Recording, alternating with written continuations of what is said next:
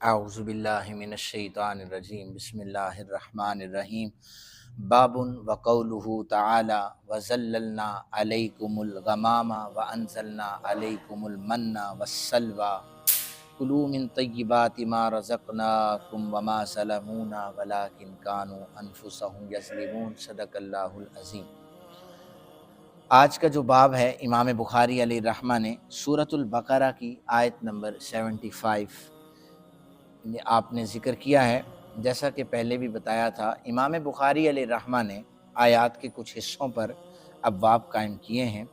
آج جو انہوں نے باب باندھا ہے، بنی اسرائیل کے اوپر اللہ کی جو نعمتیں کی گئی ہیں، وہ جیسا کہ آپ جانتے ہیں بنی اسرائیل پر بادلوں کا سایہ کرنا، انہیں پتھروں سے چشموں کا 12 چشموں کا جاری ہونا، ان کے لیے من و سلویٰ کا اترنا اور دیگر جتنی بھی چیزیں ہیں، اللہ تعالیٰ نے یہ نعمتیں، فرعون سے نجات بھی اس میں ہے۔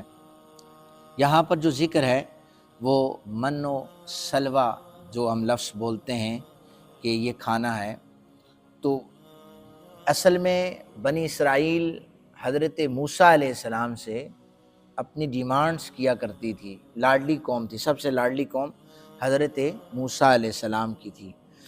یہ کماتے نہیں تھے لوگ، یہ کہتے تھے کہ نہیں، ہمیں پکا پکایا ہمیں مل جایا کرے۔ اب من و سلویٰ کیا تھا؟ من جو ہے نا، من، اس کے حوالے سے مفسرین کرام نے لکھا ہے کہ یہ ایک قسم کی قدرتی شکر ہے، قدرتی شکر ہے، لیکن یہ کانٹوں پر شبنم کی طرح اترتی تھی، اور طلوع فجر سے لے کر، صبح جب فجر کا وقت طلوع ہوتا ہے اس سے لے کر سورج نکلنے تک یہ درختوں پر پڑا کرتی تھی۔ بنی اسرائیل میں سے ہر شخص جتنی مقدار اسے ضرورت ہوتی وہ اتنی ہی لیتا، اگر وہ زیادہ لیتا تو خراب ہو جاتی۔ یعنی ایک قسم کی شبنم تھی جو درختوں پر طلوع فجر سے طلوع آفتاب تک اترتی تھی، اگر کوئی اس میں سے زیادہ رکھتا تو یہ خراب ہو جاتی۔ ہفتے والے دن من و سلویٰ نہیں اترتا تھا، باقی دنوں میں یہ حکم تھا کہ جیسے جمعرات کا دن ہے، آج اگر کھانا ملے گا تو کل کے لیے بچا کر کوئی نہیں رکھے، آج کا آج کھاؤ، کل کا کل ملے گا۔ صرف ایک حکم تھا کہ جمعے والے دن بچا کر رکھ لو، چونکہ ہفتے والے دن من و سلویٰ نہیں اترے گا۔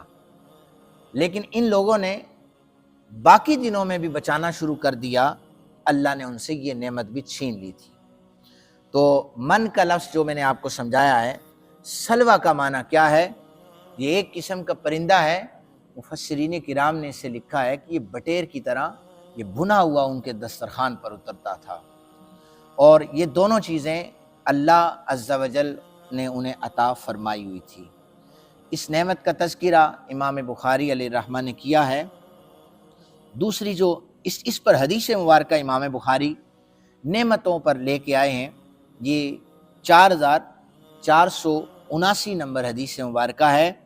بیان کرتے ہیں سیدنا ابو ہریرہ رضی اللہ تعالیٰ عنہ راوی ہیں، آپ بیان فرماتے ہیں کہ بنی اسرائیل سے پھر ایک اور اللہ تعالیٰ کی طرف سے حکم آیا کہ ایک دروازہ ہے، وہاں سے تم جھک کر گزرنا، جب جھک کر گزرو تو کہنا وقولوا حطۃ، وقولوا حطۃ۔ آیت ایسی ہے، سورۃ البقرہ آیت نمبر 58 ہے، وادخلوا الباب سجدا وقولوا حطۃ، کہ جب تم دروازے میں داخل ہو تو کہا کرو حطۃ، کا مطلب ہے اللہ ہمارے گناہ معاف فرما دے۔ تو یہ مطلب تھا۔ وہ کیا کرتے، انہوں نے سر کو جھکانے کے بجائے اپنے سرین کے بل اندر داخل ہوئے، پہلے ٹانگیں اندر داخل کی دروازے سے، اس کے احکامات کو بدل کر سر نہیں داخل کیا، ٹانگیں، اور پھر ایسے لیٹتے ہوئے اندر داخل ہوئے۔ حطۃ کی جگہ انہوں نے جملہ یہ بولا حنطۃ، حنطۃ کا مطلب ہے گندم، یا اللہ ہمیں کھانا دے۔ تو اس پر بھی اللہ تعالیٰ نے ان پر پھر عذاب نازل فرمایا، پہاڑ کو ان پر بلند کر دیا۔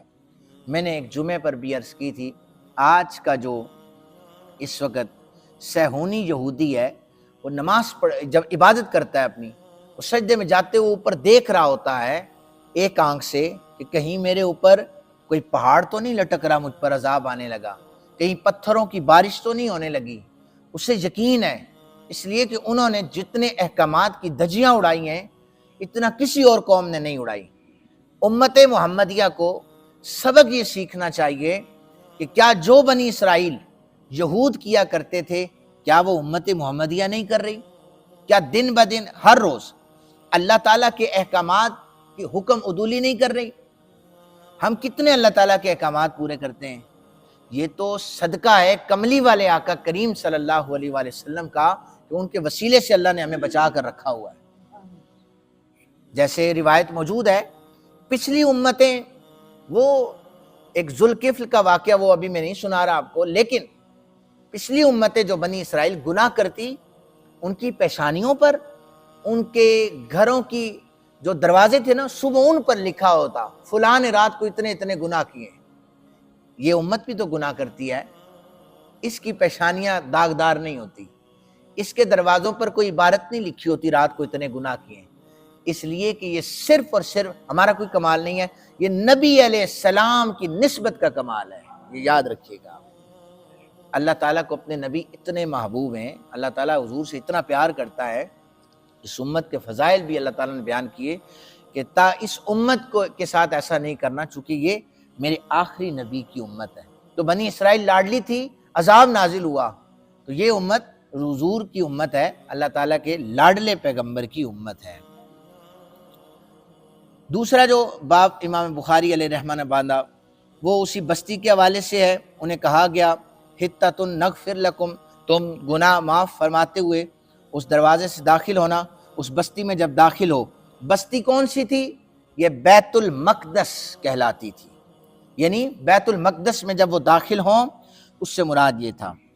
اور اس گنبد کا دروازہ جس میں وہ نماز پڑھتے تھے، کہا کہ تم حالت رکوع میں یہ کہتے ہوئے داخل، حالت رکوع سر جھکاتے ہوئے جب داخل ہو تو کہنا مالک ہمارے گناہوں کو معاف فرما اور نیکیوں میں اضافہ فرما، لیکن انہوں نے لفظوں کو تبدیل کرنا شروع کر دیا۔